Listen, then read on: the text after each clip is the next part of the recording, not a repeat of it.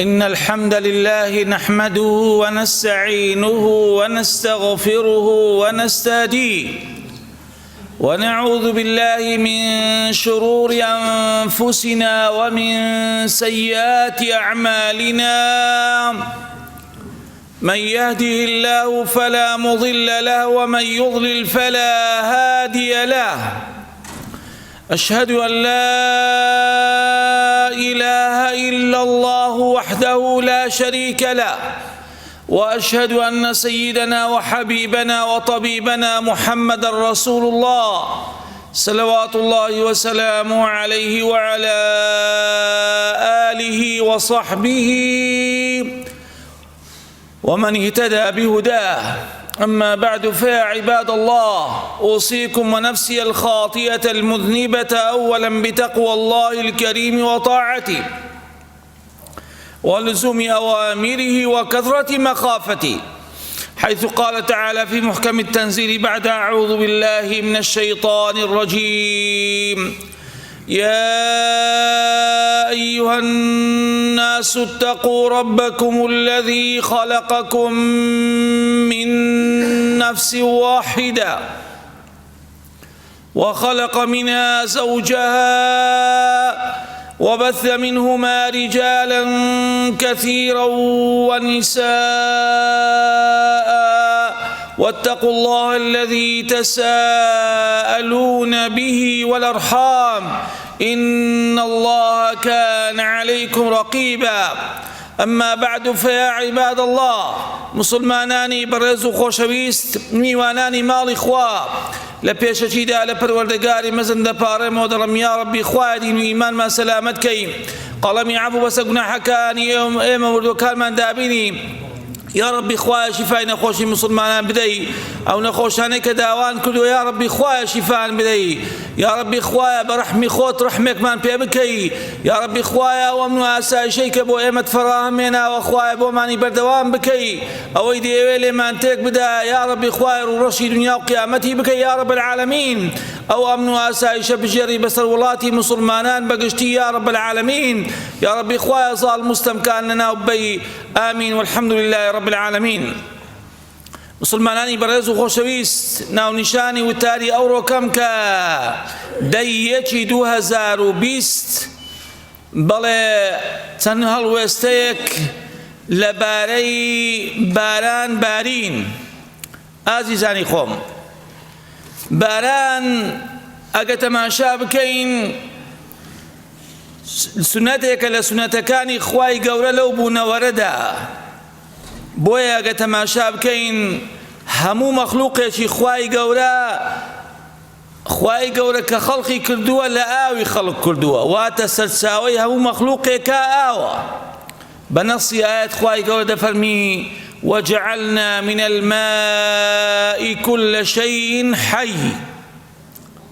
هەموو مەخلووقێک مەخلوقی خوددا هەمووی لە ئاو خوڵقێنراوە. خوای گەورە دەفەرمی هەموومان لە ئاو خوڵقاندوونە، کەواتە سەرچاوەی سەرەکی هەموو مەخلوقێک ئاوە. ئینجا بۆیە ئاو یەکسانە بە ژیان، یەکسانە بە سەوزایی، بە جوانی، پێچەوانەکەشی یەکسانە بە نەمان و تێکسوون و کاولبوون.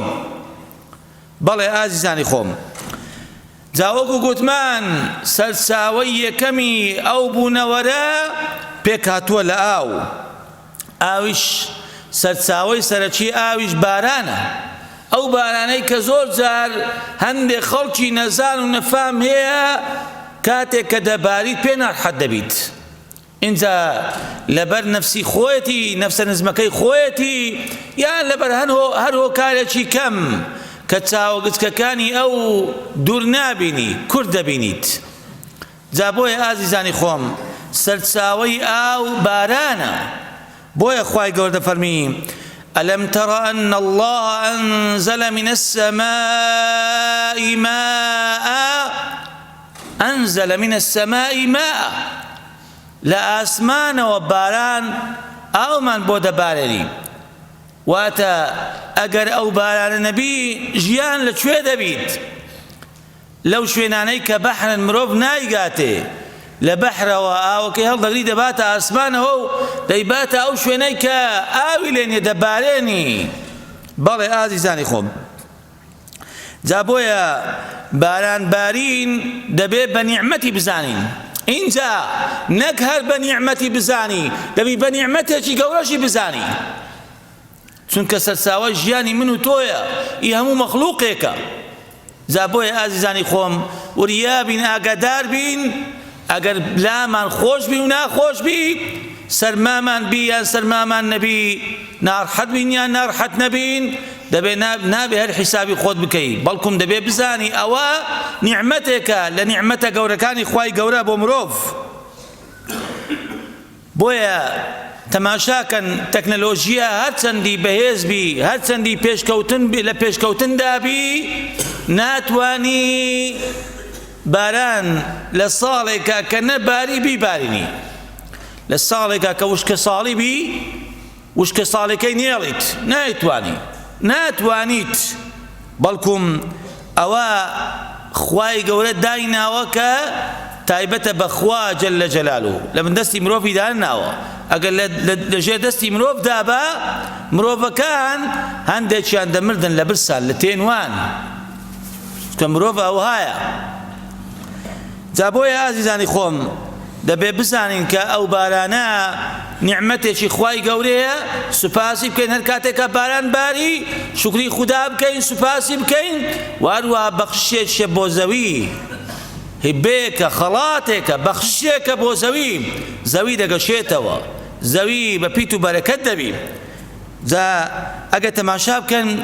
ساڵی وایەیە کە باران ناباری، اینجا خەڵک چی دەکات؟ دەستپان دەکاتەوە، دەست بەرز دەکاتەوە بۆ خوایە بارانمان بۆ بارێنی. ئەگەر باران نەباری چی لێ دێتێ؟ با پارە پولیشت هەبی، بەڵام دادت نادا، سوودی نییە. ئێستا دەینە سەرەوە کە بەس ئەوە نییە کە ڕزق و ڕۆزی دەدات، بەڵکوم چەندان سوودی دیکە لە باراندا خوای گەورە دایناوە. جا بۆیە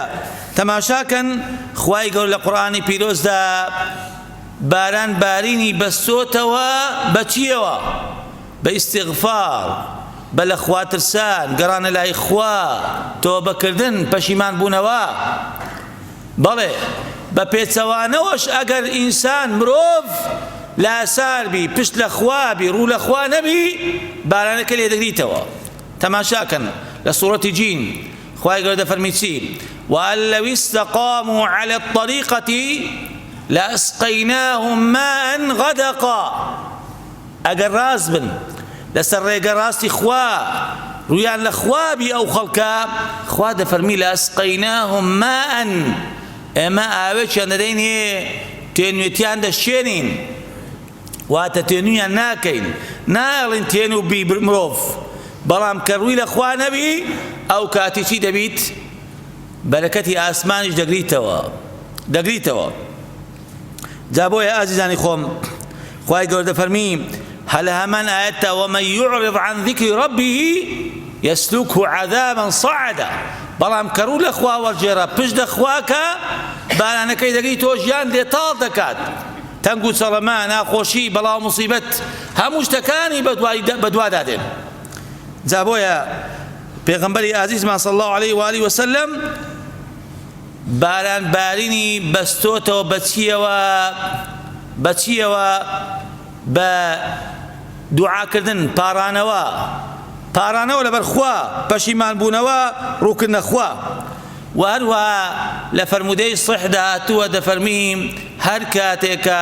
خەڵکی سەرزەوی زەکاتیان نەدا، ئەو زەکاتەی کە خوا لە 100 دینارەوە لە 1 دەفتەرەوە 2 وەرەقەونیوی بۆ داناوی، ئەو بەشەی فەقیران هەژاران نەیدا، ئەو کاتی پێغەمبەر دەفەرمی عەلەیهی سەڵات وەسەلام خوای گەورە بارانی ئاسمانیان لێ دەگریتەوە، دەفەرمی وما منع قوم زكاة أموالهم إلا منعوا القطرة ولولا البهائم. پیغمبر علیه الصلاة والسلام فرمی من السماء ولولا البهائم لم يقطروا. دەڵێ هەر کاتێکە کۆمەڵگایەک خەڵکانێک ئەو زەکاتەی کە خوا لەسەری داناون منعی بکە نەیدەن بە هەژار و فەقیران، خوای گەورە بارانیان لە ئاسمانەوە لێ قەتع دەکات.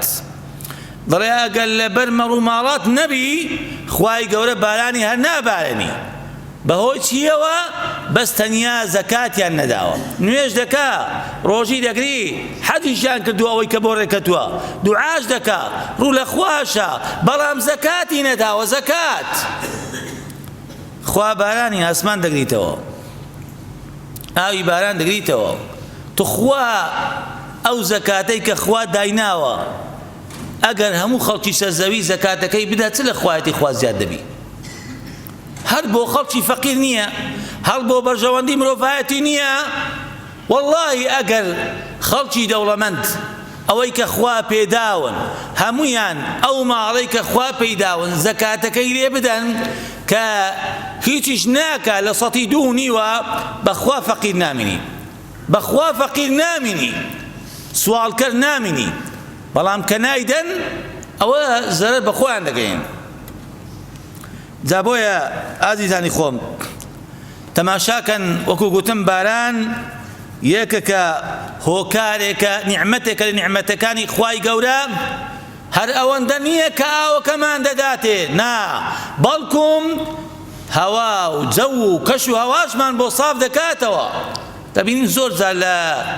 کاتێکە دەبینین باران ناباری،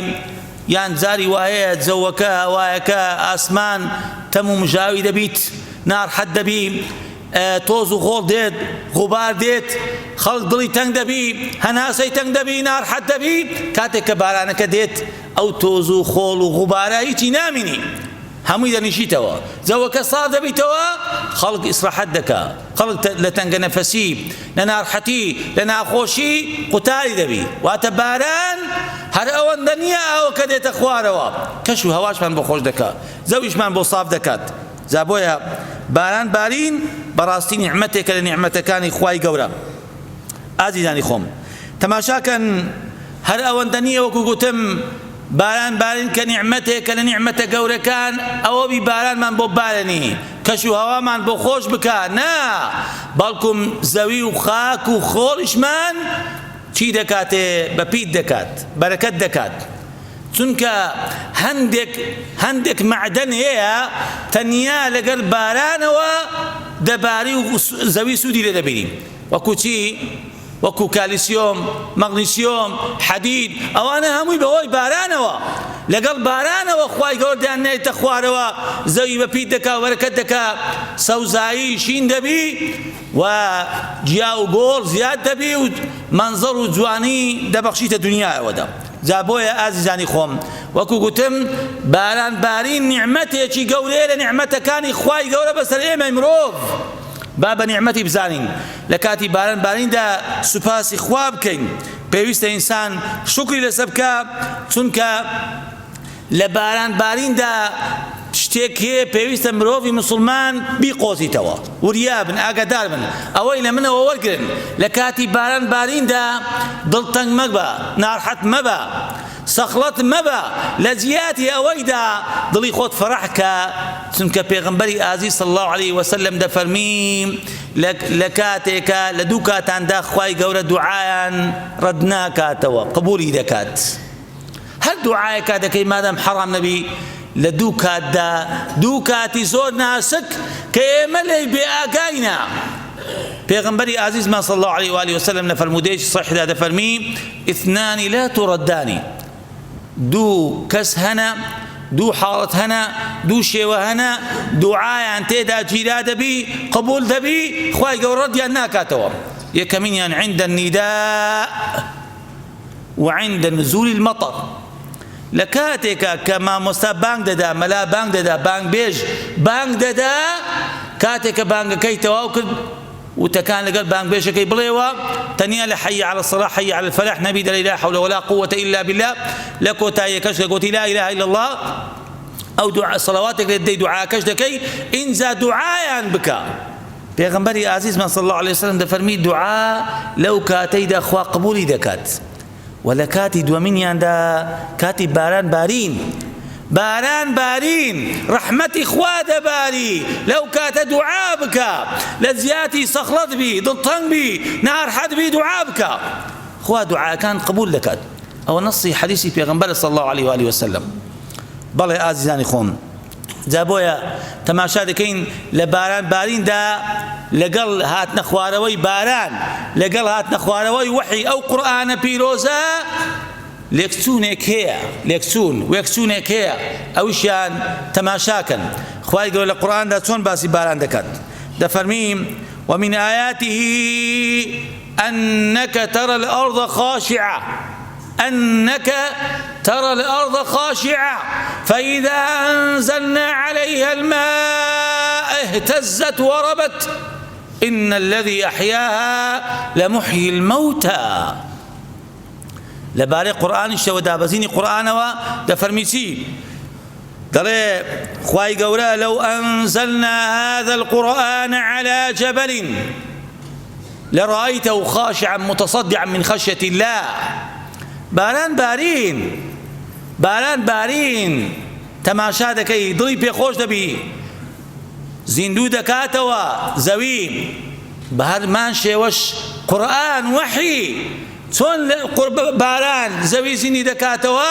قورئانیش دڵەکان زیندی دەکاتەوە واتە هەردووشیان وەکو یەکن هەردووشیان لایەن خوایەوە هاتینە خوارەوە چۆن ئەو قورئانە لەلایەن خواوە هاتە خوارەوە دابەزیوە ئەو بارانەش لەلایەن خوایەوە دابەزیوە خوا دایبەزاندووە خوارەوە بۆ من و تۆ قورئانەکەش بۆ من و تۆیە هەردووشیان بۆ من و تۆیە بۆی سوودی لێ بینین نەک دڵتەنگ بین نەک پشتی تێ بکەین بەڵکوم دەبێت ڕووی تێ بکەین سوپاسی خوا لەسەر بکەین جا بۆیە ئازیزانی خۆم خاڵێکی دیکە لە سوودەکانی باران بارین ئەوەیە دەبێ ساڵانە یا ڕۆژانە خوای گەورە پێمان نیشان دەدا چیمان پێ نیشان دەدا لە باران زیندووکردنەوەی مردوو کە لەبیرمانە لەبیر مردنمان لەبیر نییە زیندووبوونەوەمان لەبیر نییە قەبر و قیامەتمان لەبیر نییە دەیەوێ 24 ساعت بەبیرمان دەین تۆ چۆن ئەو بارانە دەباریت زەویەکی مردوو زیندی دەکات شینی دەکات ئەو مردووەی کە لە ناوت ناشتووە گەنمە جۆیە دەغڵودانە هەمووی زیندی دەکاتەوە بە بارانەوە واللهی من و تۆش ئەوها زیندی دەکاتەوە ئەو جا هەر یەکە و حیسابی خۆی بکە هەر یەکە و بە ئەو ڕۆژە خۆی ئامادە بکات واتە لە باران بارین دەرس وەگرە چۆن ئەو عادەی زیندی و کردەوە ئەو مردووەی زیندی و کردەوە لە بەرچاوی من و تۆش ڕۆژێک دێ ئەوها دەمرین و زیندیمان دەکاتەوە بە حەشر و حیساب بەڵێ ئازیزانی خۆم تەماشاکەن خوای گەورە دەفەرمی وەضرب لهم مثل الحياة الدنيا كماء أنزلناه من السماء ژیانی دنیا وەکو بارانە بەسەر زەویدا دەبارێ مردووی زیندی دەکاتەوە ژیانی من و تۆش بە هەمان شێوە ڕۆژێک دێت دەمرین و جارێکی دیکە زیندیمان دەکاتەوە بەڵێ ئازیزانی خۆم اینجا باران دوو تایبەتمەندی هەنە دوو خەسڵەتی هەنە تایبەتمەندی یەکەمینیان خوا دەفەرمی بەرەکەتە ئێوەی دووەمینیان دەفەرمی خاوێنیە ولو أن أهل القرى جبرا سورة أعراف ولو أن أهل القرى آمنوا واتقوا لفتحنا عليهم بركات من السماء واتأوا بارانا من بركة خدايا دبالي بركة خدايا دڵێ ئەگەر خەڵکی گوندەکان و دێهاتەکان و میلەتەکان ڕوویان لە خوددا بی بەرنامەی خوددا جێبەجێ بکەن ئەوەی خوا پێی ناخۆشە نەیکەن بەرەکەتی ئاسمانیان بەسەدا دەبارێنم کە باران بەڵام ئەگەر بە پێچەوانە بی ئەو بەرەکەتیان لێ دەگرمەوە و خاڵی دووەمینیان تایبەتمەندی دووەمی باران ئەوە چییە لە دوای بەرەکەت خاوێنکردنەوەیە پاککەرەوەیە ونزلنا من السماء ماء طهور پاککەرەوەیە زەوت لۆ پاک دەکاتەوە کەش و هەوات خۆش دەکات زەویت لۆ خاوێن دەکاتەوە ئینجا وەرە تەماشاکە دڵت خۆش دەکات هەمووی خاوێن دەکاتەوە ئەو میکرۆبانەی کە لە هەوادا ئەگەر بە باران نەبی دەزانی هەراوە نییە دەغڵ و دان نامینی نا دەزانی چەندان میکرۆب چەندان ڤایرۆسی کوشندە لە هەوادا بڵاو دەبنەوە لە زەویدا بەدەر دەکەون بەهۆی ئەو بارانە هەمویان لەناو دەبات ئەی لە بۆ منوتو نییە ئەگەر ئەوە نەبی چی لێ دێتێ هەراوە نییە لە برسان ببری هەر لە برسانش نەبی بە میکرۆبان بەو نەخۆشیانەی کە بڵاو دەبنەوە مرۆڤ لەناو دەسی با هەموو دنیاشی تووبی پارە پول لە بندەستی دابی با دەفتەرێک لەناو جیرفانی دابی 100 دەفتەریش لە ماڵی دانابی با قەسر و قوسور تەبی ڤێلا تەبی سیارەی ئاخیر مۆدیلی تەبی سوودی چییە وا دەزانی کە باران نات تاسی لە تۆ ناکات هیچ زەرەر بە تۆ ناگەینی بەڵێ وەڵڵا بە هەمووان دەگەینی جا بۆیە باران بەرەکەتی خودایە پاککەرەوەیە بۆ مرۆڤایەتی بۆ من و تۆیە بەڵێ ئازیزانی خۆم دەبێ هە لە باران باریندا دەبێ بزانین هەموو کەسێک دەگریتەوە هیچ کەس نییە سوود لە باران نەبینین هەموو مرۆڤێکی باوەڕدار دەبێ باران بە ڕەحمەتی خودا بزانی نابێ بە غەزەی بزانی دائما بزانەوە ڕەحمەتی خوای بەسەردا دەبارێنی سوپاسی خوای لەسەر بکە بزانەوە نیعمەتی خودایە خوای گەورەتی خۆش دەوێی ناوێ زەوی لێتێک بچی ناوێ دەغڵ و دانشین نەبی ناوێ ڤایرۆس و میکرۆبات بڵاو بیتەوە ناوێت تو بکەوێ ناڕەحەتی دەیەوێت تو لە خۆشیدا بژی دەیەوێت تو خۆش گوزەران بژی لە دنیا و لە دوا ڕۆژدا جا کەواتە تەماشاکەن پێغەمبەری ئازیزمان صلی الله عليه وسلم لە کاتی باراندا لە سۆبەت باران ڕادەوەستا دەیگۆ ڕەحمەتی خوا دەباری ڕەحمەتی خوا دوعای دەکرد دڵی پێخۆش دەبوو و کاتێک کە باران نەداهات دەچۆ سەمینبەرەوە خەڵکی هان دەدا تەشجیع دەکرد دەیگۆ دوعا بکەن استغفار بکەن بپارێنەوە لە خوا بترسێن خوای گەورە بەهۆی گوناحەکانی ئێمەوە بارانی نەباراندووە بۆیە بەخۆیەوە دوعای دەکردن خەڵکیش ئامین دەکرد ئەو دوعای پێغەمبەری خوا عەلەیهی سەڵات وسەلام کە دەیکردن دەیفەرموو اللهم اسقنا غیثا مغیثا مریئا نافعا غير ضار عاجلا غير آجل وهروە چەندان دوعای دیکەش کردووە خاڵی کۆتایی و ئاخری کە لە باران چەندان سوودی دیکەشی هەیە بەڵام لەو کەمە کورتەی ئەمە ناتوانین هەموویان باس بکەین بەس خاڵی ئاخری باز دەکەم ئەویشیان باران فێرمان دەکا وەکو مسلمان وەکو ئیماندار وەکو خواناس وەکو ئاهلی پێغەمبەر ئومەتی پێغەمبەر صلی الله عليه وآله وسلم کە ئێمە وەکو باران بین باران مسلمان دەبێ وەکو باران بی وەکو باران بە هەر شوێنێکدا بکەوی سوود بەخشە المؤمن كالغيث أينما وقع نفع پێغەمبەری عەزیزمان صلی الله عليه وسلم دەفەرمی ئیماندار ئیمانداری ڕاستەقینە وەکو بارانی بەڕەحمەت وایە بە هەر شوێنێکدا بکەوی سوود بەخشە تەماشای باران کەن ئاو کە ئاو بە هەر شوێنێکدا بڕوا ئاوەکە بە هەر شوێنێکدا بڕوا چی دەبیت دەورا پشتی خۆی سەوز دەکا گەشت دەکاتەوە دەبێ ئینسانی ئیماندار وەکو ئەو بارانە بی چون بۆ لەبەرەوەی دینەکەمان پێغەمبەرەکەمان صلی الله عليه وسلم وەکو باران بووە بۆ ئومەتەکەی نا بەڵکم للعالمین وما أرسلناك إلا رحمة للعالمين رحمت بۆ لە بۆ هەموو خەڵکێک بە کافر و بە مسلمان بە دار و بەرد بەڵام بەداخەوە بە ئەسەفەوە ئەو ڕۆکە دەبینین خەڵکانێک بەناو ئیسلامەوە بەناو دینەوە بووینە غەزەب لە جادی ببنە ڕەحمەت بووینە غەزەب دار و بەرد لەبەریان بێزارە هەرچی بیکەویتە بندەستی تێکی دەدا کاولی دەکات جا بۆیە ئازیزانی خۆم با ئێمە دەرس لە باران وەگرین با ئێمە وەکو باران بین پێغەمبەری خوا عەلەیهی سەڵات وسەلام دەفەرمی أمتي مثل المطر لا يدري أوله خير أم آخره حديث الصحة پیغمبر خدا علیه الصلاة والسلام فرمی أمتي من وكو نموني باران وايا باران نازانی ئەوەلی خێرە یان ئاخری خێرە، هەمووی خێرە، هەمووی خێرە. واتە دەبێ ئێمە هەموو شتێکمان خێر بی، ژیانمان خێر بی، بەرەکەت بی، ڕەحمەت بی بۆ خۆمان، بۆ ماڵ و منداڵمان، بۆ جیرانمان، بۆ کۆمەلگامان، بۆ نەتەوە، بۆ ئومەت، بۆ کافر، بۆ مسلمان، بۆ هەمووی بە تێک ڕای دەبێ وەکو باران بین، سود بەخش بین، زیان بەخش نەبین. أقول ما تسمعون وأستغفر الله لي ولكم فاستغفروه إنه هو الغفور الرحيم.